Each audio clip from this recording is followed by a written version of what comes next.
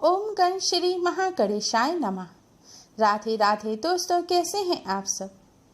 दोस्तों, हिंदू पंचांग के अनुसार भाद्रपद माह चतुर्मास का दूसरा माह होता है। भाद्रपद मास के शुक्ल पक्ष की एकादशी को पर्वतनी एकादशी के नाम से जाना जाता है। इस साल पर्वतनी एकादशी का व्रत 29 अगस्त दिन शनिवार को रखा जाएगा। धार्मिक मान्यता के अनुसार इस एकादशी के दिन भगवान विष्णु जी अपनी शयन मुद्रा में करवट बदलते हैं। करवट बदलने से उनके स्थान में परिवर्तन हो जाता है, इसलिए इसे पर्वतनी एकादशी के नाम से जाना जाता है।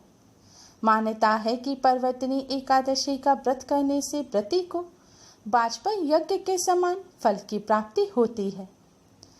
इस एकादशी के दिन भगवान विष्णु जी के वामन रूप की पूजा की जाती है।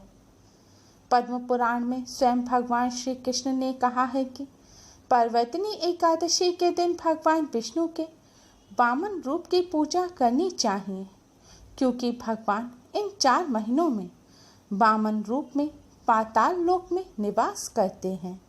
पर्वतनी एकादशी के दिन भगवान विष्णु करवट बदलते समय प्रसन्न मुद्रा में रहते हैं, इसलिए इस एकादशी पर भगवान विष्णु का पूजन करने से जीवन की तमाम परेशानियों का अंत हो जाता है। पापियों के पाप का नाश करने के लिए इससे बढ़कर कोई उपाय नहीं है। जो मनुष्य इस एकादशी के दिन भगवान विष्णु का पूजन करता है, उससे तीनों लोग पूज्य होते हैं। अतः मोक्ष की इच्छा करने वाले मनुष्य इस व्रत को अवश्य करें। जो कमल नयन भगवान का कमल से पूजन करते हैं, वे अवश्य भगवान के समीप जाते हैं। जिसने भाद्रपद शुक्ल एकादशी को व्रत और पूजन किया, उसने ब्रह्मा विष्णु सहित तीनों लोकों का पूजन कर लिया। पर्वतनी एकादशी को वामन एकादशी, जय झूलन एकादशी, ढोल 11 और पद्मा एकादशी के नाम से भी जाना जाता है। एकादशी व्रत का पारण एकादशी के अगले दिन यानी कि द्वादशी पर सूर्योदय के पश्चात ही किया जाता है। व्रत का पारण हमेशा शुभ मुहूर्त में ही करना चाहिए। इस बार एकादशी पर व्रत के पारण का शुभ मुहूर्त है 30 अगस्त की सुबह 5:58 से सुबह 8:21 तक। एकादशी व्रत और पूजन विधि। एकादशी का व्रत रखने वालों को एकादशी व्रत के नियमों का पालन 10वीं तिथि से ही करना चाहिए। 10वीं तिथि के दिन केवल एक समय भोजन करें। 10वीं तिथि के दिन सूर्यास्त के बाद भोजन ना करें और ब्रह्मचर्य का पालन करें। भोग विलास से दूर रहें। 10वीं तिथि के दिन मांस, लहसुन, प्याज, मसूर की दाल, तेल आदि निषेध वस्तुओं का सेवन नहीं करना चाहिए। 10वीं तिथि पर रात को अच्छी तरह कुल्ला करके सोना चाहिए, जिससे अन्न का कोई अंश मुंह में ना रह जाए। एकादशी पर सूर्योदय से पहले उठना चाहिए। एकादशी पर दातून या ब्रश नहीं करना चाहिए। आप चाहें तो नींबू, जामुन या आम के पत्ते लेकर चबा सकते हैं और उंगली से कंठ को साफ कर सकते हैं, लेकिन ध्यान रखें एकादशी पर पत्ते तोड़ना वर्जित माना जाता है। अतः स्वयं गिरा हुआ पत्ता लेकर आप इसको चबा सकते हैं। यदि यह संभव ना हो तो पानी से 12 बार कुल्ला करें, फिर स्नान आदि करें। स्नान करने के बाद स्वच्छ पीले रंग के वस्त्र धारण करें। इसके बाद अपने मंदिर की सफाई करें। भगवान जी की प्रतिमाओं को स्नान कराएं और स्वच्छ वस्त्र पहनाएं। भगवान जी की जो तस्वीर हो, उन्हें गीले साफ कपड़े से पोंछकर साफ करें। आपके मंदिर में लड्डू गोपाल, भगवान श्री कृष्ण या विष्णु भगवान जी की प्रतिमा हो तो उन्हें पंचामृत से स्नान कराएं। इसके बाद उन्हें पीले रंग के वस्त्र पहनाएं और उनका श्रृंगार करें। पंचामृत यानी कि दूध, दही, घी, शहद और चीनी, इनसे आप भगवान जी को स्नान कराएं। इसके बाद भगवान जी के सामने एक शुद्ध घी का दिया जलाएं और एक सुगंधित धूप बत्ती जलाएं। दिए को सीधे जमीन पर ना रखें, क्योंकि ऐसा दिया अपूर्ण माना जाता है। दिए के नीचे आप कोई छोटी कटोरी या प्लेट रख सकते हैं। दिया जलाने के बाद सबसे पहले भगवान श्री गणेश का पूजन करें। भगवान श्री गणेश को कुमकुम से तिलक करें और उन्हें पीले रंग के पुष्प अर्पित करें और दूर्वा अर्पित करें। इसके बाद भगवान विष्णु माता लक्ष्मी जी का पूजन करें। भगवान विष्णु माता लक्ष्मी जी को पीली हल्दी या फिर पीले चंदन से तिलक करें। इसके बाद भगवान जी को आप पीले रंग के पुष्प अर्पित करें। अब भगवान विष्णु माता लक्ष्मी जी का ध्यान करें और भगवान विष्णु जी के द्वादश मंत्र ओम नमो भगवते वासुदेवाय का जाप करें। इसके बाद आपको इस प्रकार प्रण करना चाहिए कि आज मैं चोर, पाखंडी और दुराचारी मनुष्यों से बात नहीं करूंगा और ना ही किसी का दिल दुखाऊंगा। रात्रि को जागरण कर कीर्तन करूंगा। भगवान विष्णु जी का स्मरण करते हुए प्रार्थना करें और कहें कि हे त्रिलोकीनाथ, मेरी लाज आपके हाथ में है, अतः मुझे इस प्रण को पूरा करने की शक्ति प्रदान करें। आज मैं आपका व्रत और पूजन करूंगा। इस तरह संकल्प लेने के बाद आप एक जल का लोटा भर के मंदिर में रखें। इसके बाद भगवान विष्णु जी को फल और मिष्ठान का भोग लगाएं। आज के दिन पीले रंग के मिष्ठान का भोग अवश्य ही लगाएं। फिर भगवान विष्णु जी के महामंत्र ओम नमो भगवते वासुदेवाय का कम से कम 108 बार जाप करें। इसके बाद हो सके तो विष्णु सहस्त्र नाम का पाठ करें और गीता जी का भी पाठ करें। आज के दिन श्री भागवत जी का पाठ करना भी बहुत ही शुभ होता है। अब जय मां लक्ष्मी का 108 बार जाप करें। आज के दिन यथाशक्ति भगवान विष्णु माता लक्ष्मी जी का पूजन करें। आज के दिन एकादशी की कथा को अवश्य ही सुनें, तभी आपकी व्रत और पूजा पूर्ण होगी।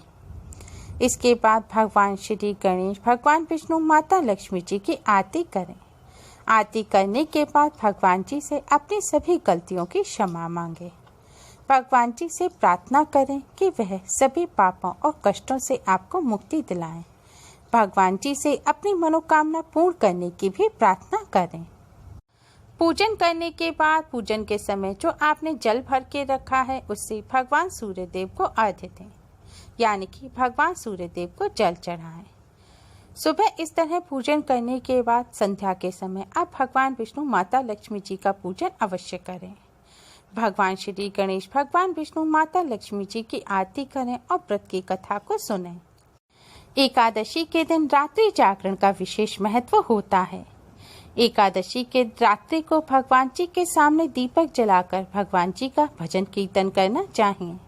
अगर आप रात्रि में भजन कीर्तन नहीं कर सकते तो भगवान विष्णु जी के महामंत्र ओम नमो भगवते वासुदेवाय का यथाशक्ति जाप करें। एकादशी के दिन भगवान विष्णु जी को भोग में तुलसी दल अवश्य ही अर्पित करें, क्योंकि तुलसी दल के बिना भगवान विष्णु जी भोग स्वीकार नहीं करते।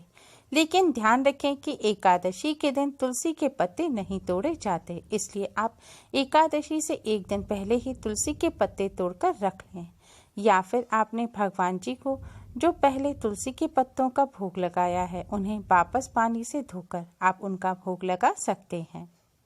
एकादशी का व्रत रखने वालों को अन्न का सेवन नहीं करना चाहिए, अन्न जैसे कि दालें, चावल, गेहूं, बेसन आदि।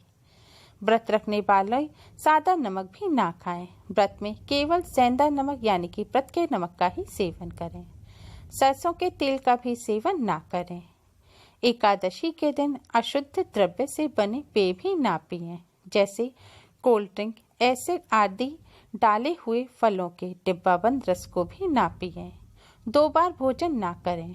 दिन में केवल एक समय ही भोजन करें। भोजन भी आपको सूर्यास्त से पहले ही करना है। सूर्यास्त के बाद कुछ भी ना खाएं।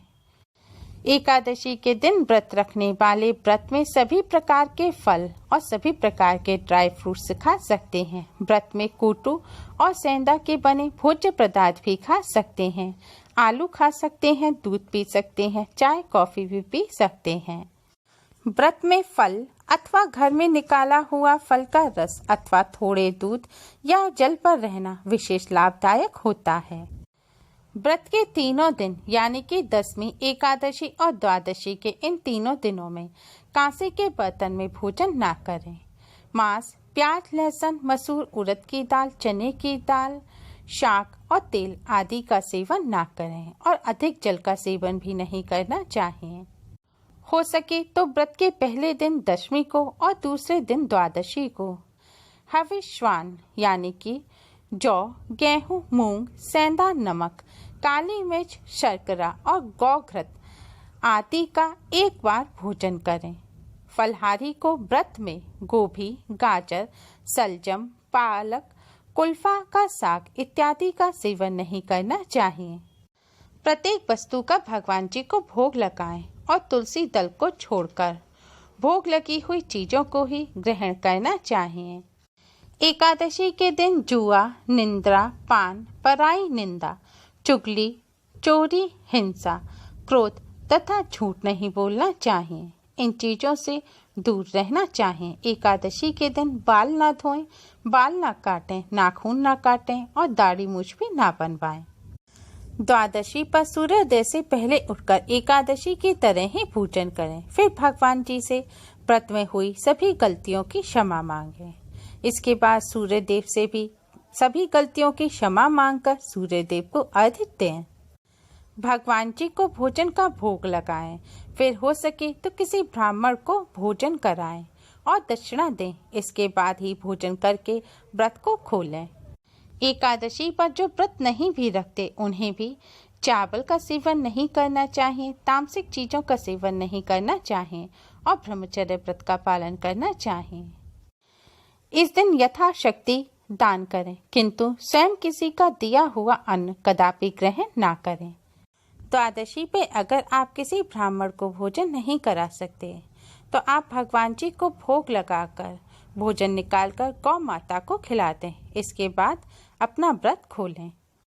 इस विधि से एकादशी व्रत और पूजन करने से भगवान विष्णु, माता लक्ष्मी जी की असीम कृपा हमेशा बनी रहती है और व्रत और पूजा का पूर्ण फल प्राप्त होता है।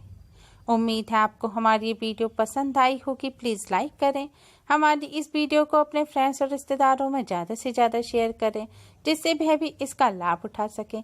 हमारी और भी वीडियोस के लिए हमारे चैनल को सब्सक्राइब करना ना भूलें। Thanks for watching. Radhe Radhe. घर पर रहिए, सुरक्षित रहिए और हमसे जुड़े रहिए।